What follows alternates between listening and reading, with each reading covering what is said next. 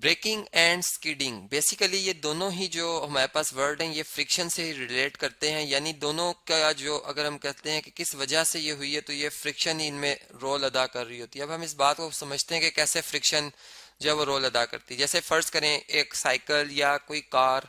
जो कि रोड पे मूव कर रही होती है, अगर हम इसके स्ट्रक्चर के ऊपर जाएं, व्हील स्ट्रक्चर के ऊपर जाएं, तो हम ये देखते हैं कि इसमें जो हमारे पास व्हील होता है इसके ऊपर एक गरारी होती है, और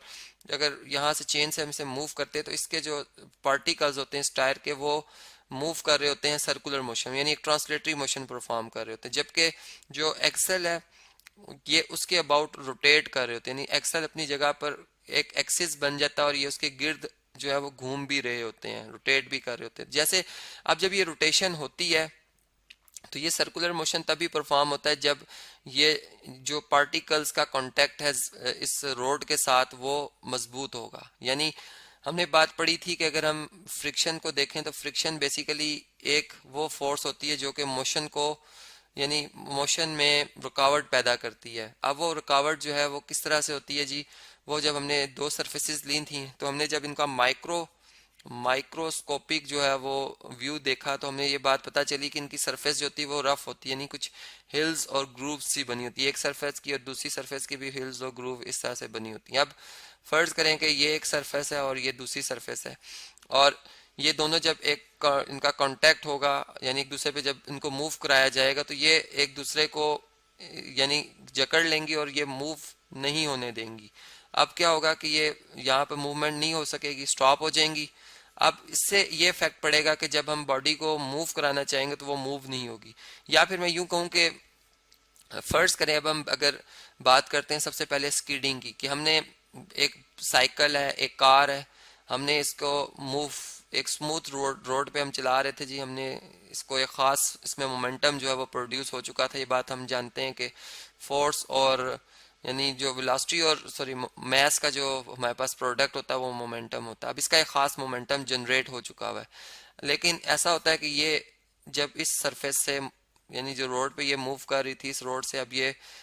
किसी दूसरी एक ऐसे एरिया में एंटर होती है जहाँ पर रोड बहुत ज़्यादा, यानी उसमें यहाँ पर मैं ये कहता हूँ कि पानी पड़ा हुआ है, ठीक है, वाटर मॉलिक्यूल्स मौजूद हैं, या फिर हम ये कह सकते हैं कि वहाँ पर जो है चिकनी मिट्टी मौजूद है। यानी जो कि जब ये ये कार यहाँ से मूव होती हुई जब इस पोजीशन पे आएगी, चलें इसको यहाँ से मैं कॉपी करता हूँ, तो वो इसके टायर्स और इस स्मूथ सरफेस का जो कांटेक्ट होगा वो यहाँ पे जब होगा तो ये यहाँ पे आके स्किड करना शुरू हो जाएगी। अब ये स्किडिंग इस तरह इस वजह से होगी कि इसके टायर्स ने जो इसके अंदर मोमेंटम है वो गेन किया हुआ, एक एनर्जी है इसके अंदर जो कि रोटेट कर रहे हैं अपने एक्सल के गिर्द और सर्कुलर मोशन में थे। लेकिन जब ये ज़मीन के साथ इधर आकर इनका कांटेक्ट होता है तो यहाँ पर इनको इतनी इनफ फ्रिक्शन नहीं मिलती कि ये जो है वो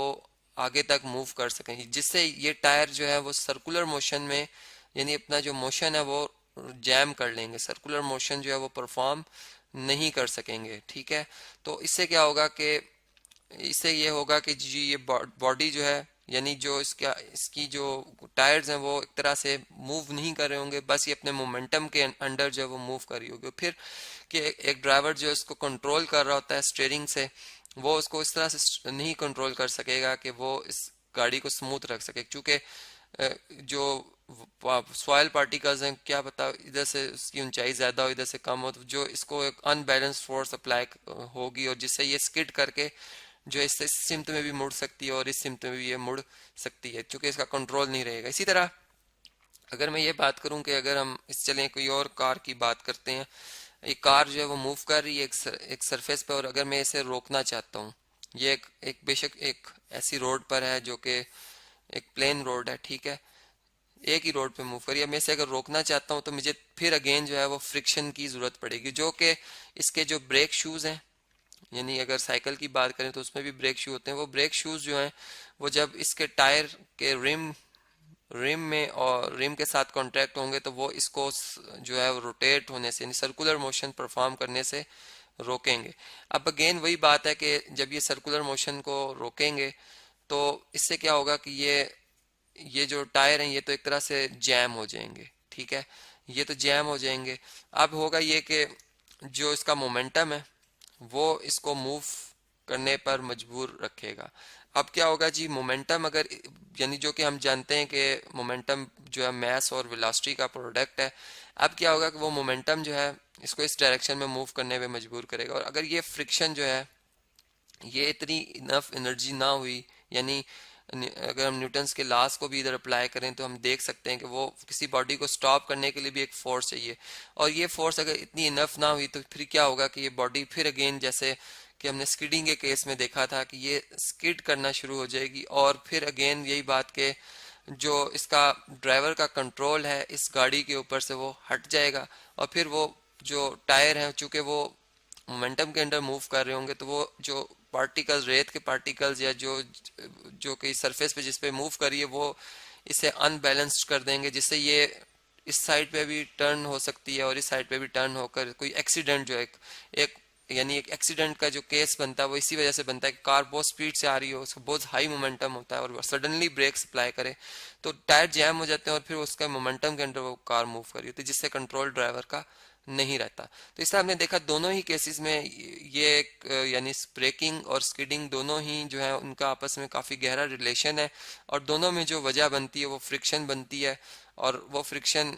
भी हमने देखी कि वो क्यों और किस तरह से पैदा होती है, और क्यों गाड़ी जो स्किड कर जाती है, या फिर जो वो ब्रेक अप्लाई होती है तो गाड़ी क्यों रुक जाती है।